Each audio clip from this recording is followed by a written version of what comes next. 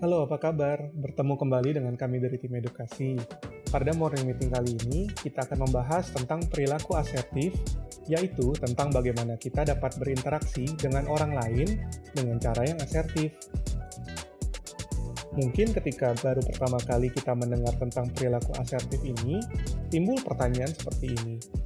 Apa sih perilaku asertif itu? Atau mungkin, apa gunanya kita berperilaku asertif dalam pekerjaan sebagai sales maupun dalam kehidupan sehari-hari? Penting bagi kita untuk berperilaku asertif untuk mencapai kesuksesan, terutama dalam bekerja ataupun berkarir, di mana berinteraksi dengan orang lain dengan cara asertif jauh lebih penting dibandingkan kecerdasan ataupun keterampilan yang kita miliki. Pertama-tama, yuk kita sama-sama simak video berikut.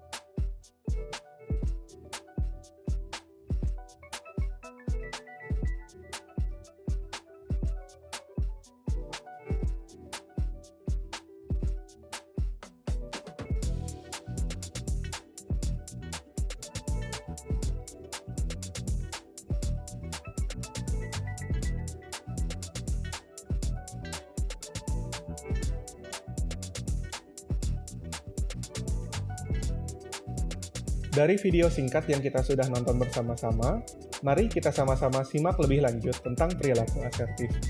Dalam materi ini, yang pertama-tama, kita akan mengetahui apa sebenarnya arti dari perilaku, sikap, dan watak. Kemudian, yang kedua, kita dapat memahami dan menjelaskan kegunaan kita berperilaku asertif. Dan yang ketiga, kita dapat membedakan tentang 4 dimensi perilaku. Ketiga hal ini sangat penting bagi kita, terutama dalam menghadapi customer, atasan, maupun juga orang lain di sekitar kita, di mana kita sehari-hari beraktivitas. Kita dapat membangun perilaku yang asertif, setidaknya akan memberikan 3 manfaat kepada kita. Yang pertama, untuk menjaga suasana kerja tetap kondusif karena kita mampu mengontrol atau mengendalikan diri kita sendiri. Yang kedua, untuk menjaga dan meningkatkan relasi serta mencegah orang lain untuk tidak sakit hati dengan kita sendiri. Dan yang ketiga, usulan, ide, atau pendapat kita akan relatif lebih mudah untuk didengarkan dan juga disetujui orang-orang lain. Yuk, mari kita sama-sama diskusikan terlebih dahulu tentang istilah-istilah di bawah ini. Yang pertama, tentang perilaku atau tingkah laku dan kepribadian. Kemudian, tentang sikap atau kebiasaan seseorang. Dan yang ketiga, tentang watak, yakni berbicara tentang paradigma, mindset, belief system, dan juga value atau nilai-nilai yang kita pegang dalam hidup. Mari kita bahas satu persatu. Perilaku, sikap, dan watak. Menurut Kamus Psikologi, perilaku atau tingkah laku berarti respon, tindakan, aktivitas, atau perbuatan. Perilaku tersebut akan tercermin dalam tutur kata kita sehari-hari, postur tubuh, gerak-gerik, dan juga yang lainnya. Ketika perilaku seseorang dilakukan berulang-ulang, maka akan menjadi pola atau kebiasaan bagi orang tersebut atau seringkali kita sebut sebagai sikap orang tersebut. Dan watak adalah jika kebiasaan ini sudah menjadi ciri khas pada orang tersebut, maka kebiasaan ini akan menjadi kepribadian kita. Jika diibaratkan pada gunung es, perilaku itu adalah bongkahan yang nampak pada permukaan. Sikap adalah bongkahan es yang tepat berada di bawah permukaan air. Sedangkan paradigma adalah bongkahan yang terdapat paling dasar laut yang kokoh menancap dan tidak dapat terpengaruh oleh perubahan apapun. Perilaku yang disadari biasanya mengungkapkan sesuatu yang ada di dalam diri seseorang, seperti keinginan, kemauan, perasaan, pendapat, dan sebagainya. Sikap merupakan pengambilan posisi seseorang tentang terhadap suatu hal, baik terhadap diri sendiri, yang biasa kita sebut sebagai self-esteem, maupun kepada hal-hal lain di luar diri sendiri. Kalau orang itu sudah bisa menjelaskan alasan atas setiap sikap yang diambil, berarti orang tersebut menyadari motif dasar yang menggerakkan setiap sikap dan perilakunya. Motif dasar inilah yang kita sebut sebagai paradigma, mindset, values, karakter, maupun belief system yang kita pegang. Ada penelitian dari Dr. Albert Edward Wiggins yang pernah membuat penelitian atas 4.000 orang manajer yang pernah gagal ataupun dipecat dari pekerjaannya. Dari hasil penelitian tersebut, didapatkan bahwa 10% penyebabnya adalah karena technical skills, sedangkan 90% atau 3.600 orang lainnya gagal karena human skills. Technical skills merupakan latihan teknik, otak, ataupun keterampilan yang orang tersebut miliki, sedangkan human skills adalah faktor sikap yang mendasari kemampuan mereka dalam berinteraksi dengan orang lain. Dari hasil tersebut didapatkan kesimpulan bahwa berinteraksi dengan orang lain secara asertif jauh lebih penting daripada kecerdasan otak ataupun keterampilan fisik, di mana orang tersebut ingin mencapai sukses. Hal ini juga diteliti oleh Institut Teknologi of Dale Carnegie yang pernah meneliti 10.000 orang yang sukses di tempat kerjanya. 15%-nya mereka berhasil karena faktor technical skills, namun dapat kita lihat bahwa 85%-nya menjadi sukses karena faktor human skills tadi. Jadi jika kita ingin berhasil dalam pekerjaan, penting bagi kita untuk mempelajari human skills, di mana salah satunya adalah perilaku asertif ini. Seorang yang bijak bernama Shakti Gawain pernah mengatakan seperti ini, "Assertiveness is not what you do, it's who you are." So, menjadi asertif berarti kita tahu bagaimana caranya untuk berkomunikasi dengan jelas, dengan saling menghormati satu sama lain.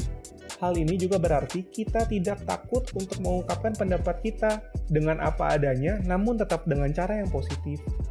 Menjadi asertif itu perlu latihan berulang dengan sadar, tidak menjadi agresif maupun menjadi pasif, namun kita belajar jujur apa adanya dalam menyampaikan ataupun berkomunikasi dengan orang lain dengan cara yang lebih baik. Kali ini kita akan membahas tentang 4 dimensi perilaku manusia. Mari kita jabarkan satu persatu. Yang pertama adalah tentang bersikap pasif. Sikap ini mempunyai prinsip I am not okay, you are okay. Gambaran umumnya, orang tersebut dengan mudah akan meluluskan atau mengikuti kemauan orang lain. Orang itu juga tidak berani mengemukakan keinginan, pendapat, ataupun perasaan diri sendiri. Dan juga biasanya dia menempatkan kepentingan orang lain terlebih dahulu. Gaya komunikasinya, biasanya orang tersebut tidak langsung, selalu setuju dengan orang lain, tidak pernah mengungkapkan pendapatnya, tidak menunjukkan perasaan yang sebenarnya karena tidak mau membuat atau memicu keributan. Ciri-cirinya biasa rasa percaya diri orang tersebut rendah. Dia akan selalu berpikir orang lain benar, saya tidak. Dia akan tidak nyaman dalam berhubungan dengan orang lain, sering merasa tidak mampu, bersalah, ataupun merasa tidak diinginkan oleh orang lain. Sering juga merasa tertekan, cemas, kritis terhadap diri sendiri, takut, cenderung membuat diri sendiri tersebut jadi pihak yang salah, dan juga orang tersebut suka menyenangkan orang lain walaupun dia harus mengorbankan dirinya sendiri. Tingkah lakunya, dia lebih suka mengeluh daripada bertindak dan juga takut untuk mengambil resiko. Yang kedua adalah yang mau kita bahas tentang perilaku pasif-agresif. Perilaku pasif-agresif ini memiliki prinsip I am not okay, you are not okay. Gambaran umumnya, ini merupakan gabungan dari perilaku pasif dan juga agresif. Cenderung dia merupakan rasa amarah dengan cara melakukan perlawanan namun secara pasif. jarang menyampaikan isi hati dan cenderung tertutup. Selalu memilih cara untuk mengalah di saat yang sama juga. Dia terus mencari cara untuk membalas. Tingkah lakunya, dia suka mengeluh, memuji orang lain di belakang namun tidak berani mengakui secara langsung. Sering juga mengajukan pertanyaan yang memiliki motif sebagai ancaman. Ciri-cirinya, orang tersebut cenderung sarkas, tidak to the point, dan juga cenderung pelupa. Bermuka dua dan sering memandang rendah orang lain. Pemurung, namun juga dipenuhi oleh kebencian. Tidak dapat diandalkan, sering menunda pekerjaan, sering mengeluh dan cenderung agresif secara langsung. Yang ketiga adalah orang yang mempunyai perilaku agresif. Orang tersebut memiliki prinsip I am okay, you are not okay. Gambaran umumnya, orang tersebut menempatkan keinginan, pendapat, perasaan diri sendiri sebagai yang utama, dan saat yang bersamaan tidak memperdulikan orang lain atau juga pun memandang rendah keinginan orang lain, pendapat maupun perasaannya. Orang yang agresif ini cenderung menyalahkan orang lain atas kesalahan atau masalah yang terjadi. Biasanya bersikap sarkas, memerintah, dan cenderung menggunakan kata-kata yang menantang ataupun kontroversial. Moto dan kepercayaan orang ini tersebut adalah saya benar, kamu tidak. Saya tidak pernah salah dan semua orang harus seperti saya. Gaya komunikasinya biasanya orang tersebut langsung. Berbicara selalu menginterupsi ataupun memonopoli pembicaraan dengan orang lain dan juga memiliki gaya bicara yang cepat. Ciri-ciri orang tersebut adalah dia menghargai diri sendiri namun tidak menghormati orang lain. Orang tersebut juga suka memanfaatkan atau memanipulasi orang lain, suka menuntut, menghakimi, mendominasi keinginan, dan juga arogan. Merasa lebih superior dengan orang lain, cenderung kompetitif, tidak sabar, dan juga takut disaingi oleh orang lain. Cenderung konfrontatif, mengancam, dan menyerang orang lain. Gambaran terhadap dirinya sendiri cenderung negatif, sering merasa takut, cemas, ataupun bersalah, dan mereka menggunakan cara-cara apapun juga untuk menutupinya. Tingkah lakunya sudah jelas, dia pasti merendahkan orang lain, ingin menjadi pusat perhatian, dan juga sok tahu. Dan yang keempat yang kita perlu pelajari adalah tentang perilaku asertif, di mana prinsipnya adalah I am okay, you are okay. Gambaran umumnya, dalam mengemukakan keinginan, pendapat, dan juga perasaan diri sendiri, orang tersebut tidak lupa untuk juga menghargai dan menghormati orang lain, di mana dia dan orang lain ada di level yang sama. Ciri-cirinya, rasa percaya dirinya tinggi, tapi tidak menghakimi orang lain. Ekspektasi akan diri sendiri dan orang lain seimbang dan realistik. Menghargai diri sendiri dan orang lain secara berimbang. Orang tersebut biasanya bersikap positif tentang dirinya sendiri dan juga orang lain. Dan biasanya mereka adalah pendengar yang empatik. Kita dapat melihat tanda-tanda nonverbalnya. Contoh, dari suaranya biasanya tenang, mantap, dan jelas. Kontak mata, dia tidak mencoba menguasai, namun juga tetap tenang dan menatap. Posturnya tenang dan santai. Kecepatan bicara tidak tergesa-gesa dalam mengungkapkan kata-katanya. Sebelum berbicara lebih lanjut tentang bagaimana caranya kita dapat bersikap asertif dalam keseharian kita, yuk kita sama-sama memahami terlebih dahulu dari mana cara kita berperilaku, baik di tempat kerja, di rumah tangga, maupun di lingkungan yang lebih luas. Kita seringkali berada di posisi tengah ataupun di posisi sentral.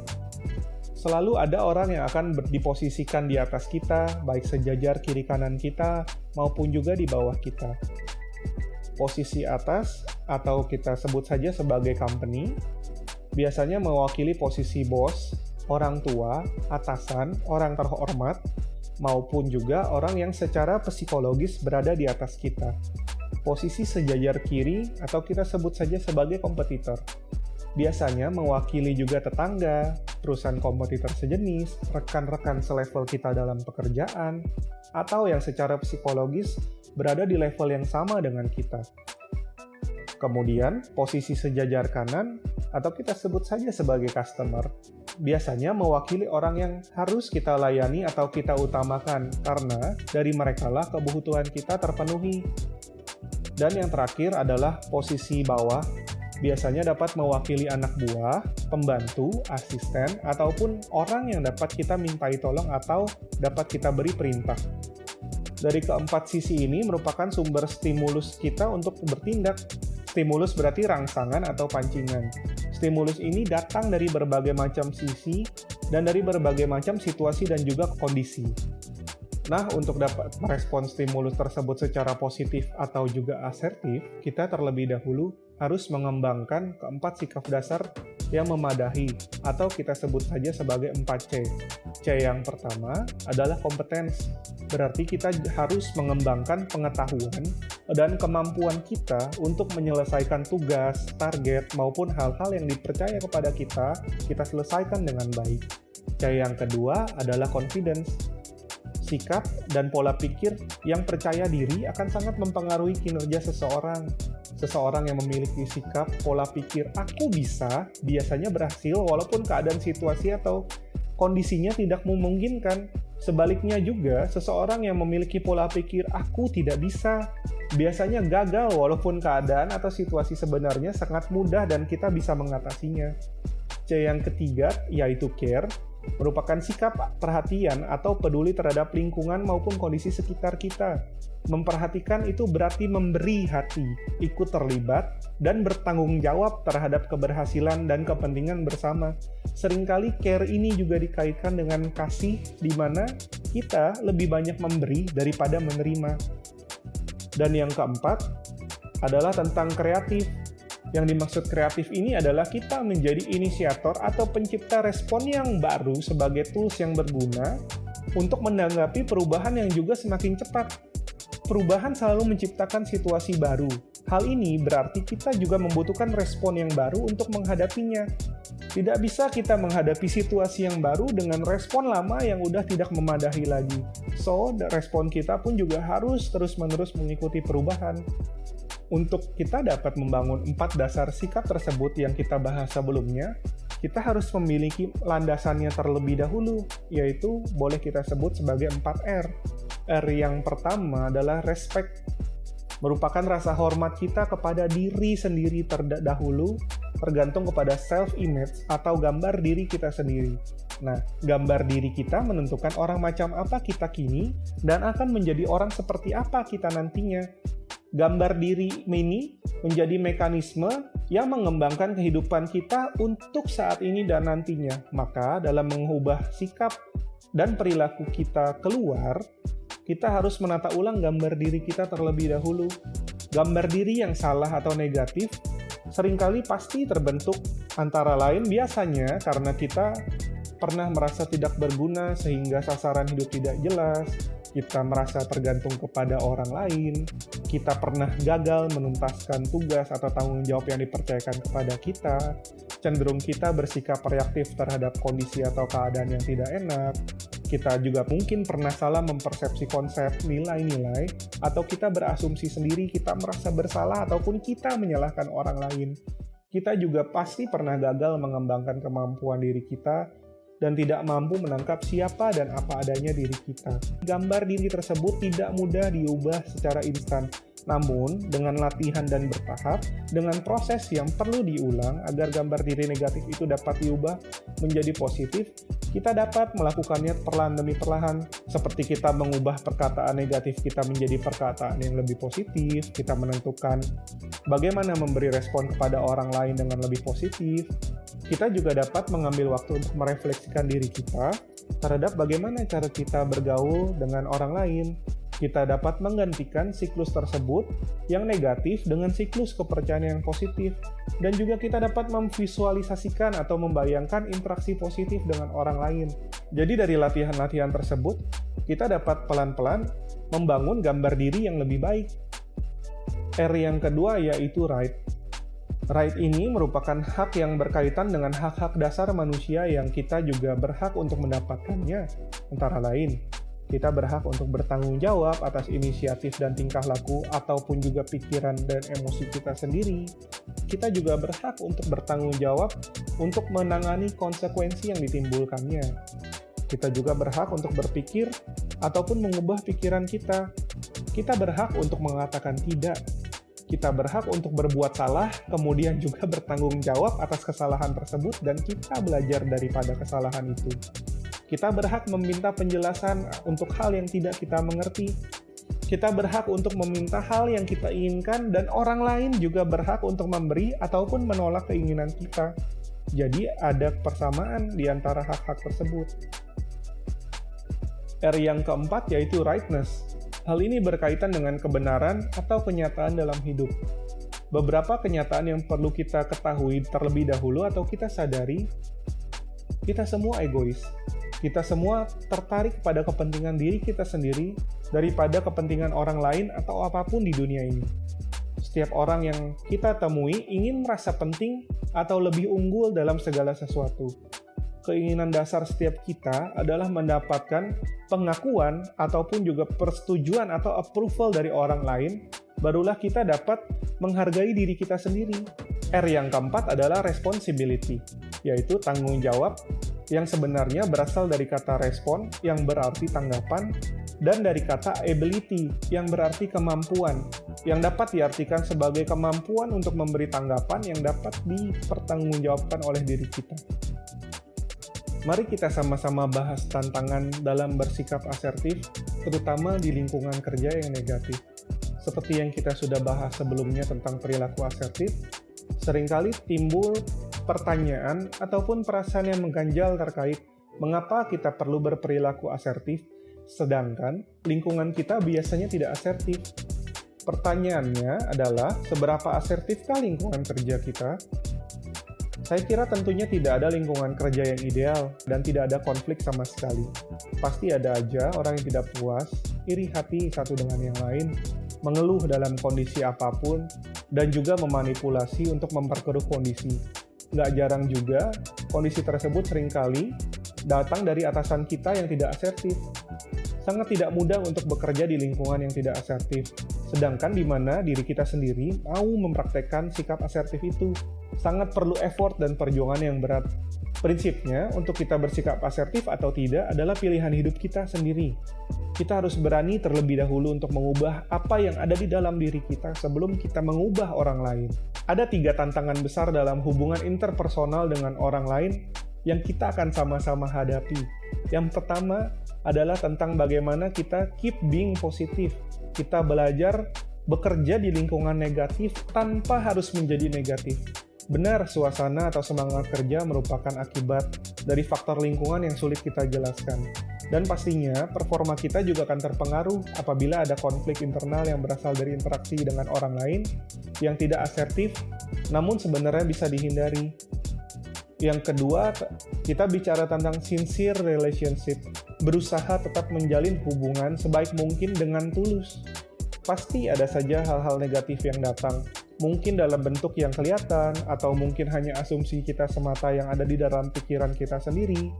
Seringkali, kita sebut itu sebagai bubble thoughts, di mana kita berasumsi atas hal-hal yang kita pikir akan terjadi, padahal belum terjadi, ataupun tidak ada. Ada orang bijak yang pernah mengatakan seperti ini, khawatir adalah down payment atau uang muka terhadap masalah yang bahkan kita tidak miliki. Jadi dimulai dari diri kita sendiri, mari kita buang semua yang pesimis atau negatif, sehingga setiap kita dapat memiliki hubungan yang baik yang konstan dengan orang lain. Yang ketiga adalah bagaimana kita fix what broken, memperbaiki secepat mungkin jika ada hubungan yang terlanjur sudah tidak baik.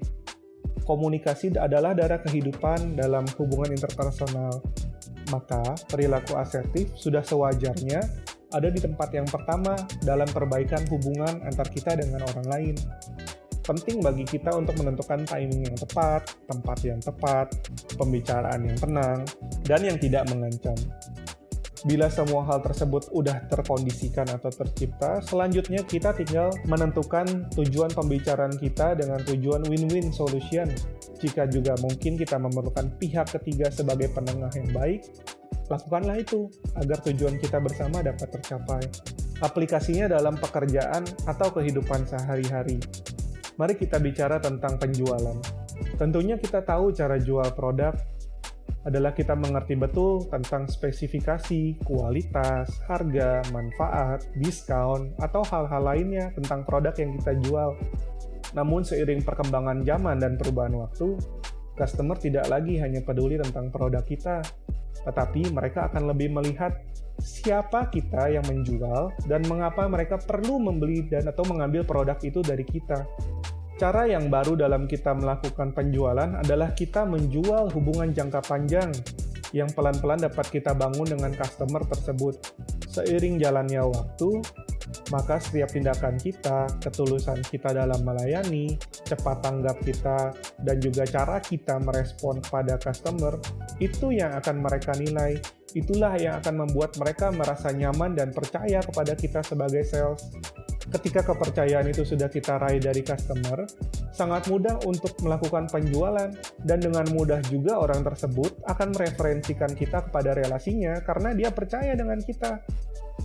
Selain itu, mari kita belajar juga untuk bersikap menyenangkan dalam berkomunikasi dengan rekan kerja. Jika perlu, mintalah saran dari atasan mengenai perilaku seperti apa yang dia inginkan, sehingga semangat kerja di unit kerja atau di tempat kerja kita akan tetap tinggi. Untuk menjadi tetap asertif walaupun di sekitar kita negatif, merupakan tantangan yang sangat sulit. Namun, jika kita membiarkan orang lain mempengaruhi kita dengan cara pikir mereka yang sangat negatif, kitalah yang rugi sendiri. Pun juga, jika kita mencoba pindah ke lingkungan yang baru ataupun kabur, bukan itu jalan keluar untuk penyelesaian masalahnya. Seringkali malah kita hanya mengulangi siklus tersebut kembali dan malah menjadi batu sandungan di tempat yang lain. Alangkah lebih baik jika kita dapat menang di tempat kita sekarang, sehingga nantinya kita akan naik level ke tahap selanjutnya, baik di tempat kita sekarang maupun di mana kita berada. Warren Ellis pernah berkata, "The best gifts are never given, but claimed." Jadi, mari kita sama-sama belajar untuk bertindak dengan cara yang lebih asertif dimanapun kita berada. Terima kasih sudah mengikuti sharing kita kali ini. Jika ada pertanyaan, boleh tulis di komen berikut ya. Terima kasih.